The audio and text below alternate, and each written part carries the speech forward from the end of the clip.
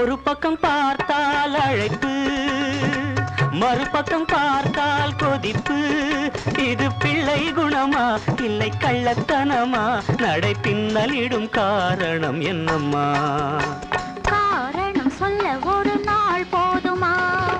உதட்டினில் வருவது சிரிப்பு, உள்ளத்தில் எரிவது நெருப்பு. இதில் காதல் வருமா இல்லை மோதல் வருமா? உங்கள் கண்கள் செய்யும் சாகசம் கொஞ்சமா? சாகசம் பெண்களுக்கு தான் சொந்தமா? முல்லைப்பூ பல்லக்கு போவதெங்கே? கனி மூன்றும் போகும் பாதை எங்கே?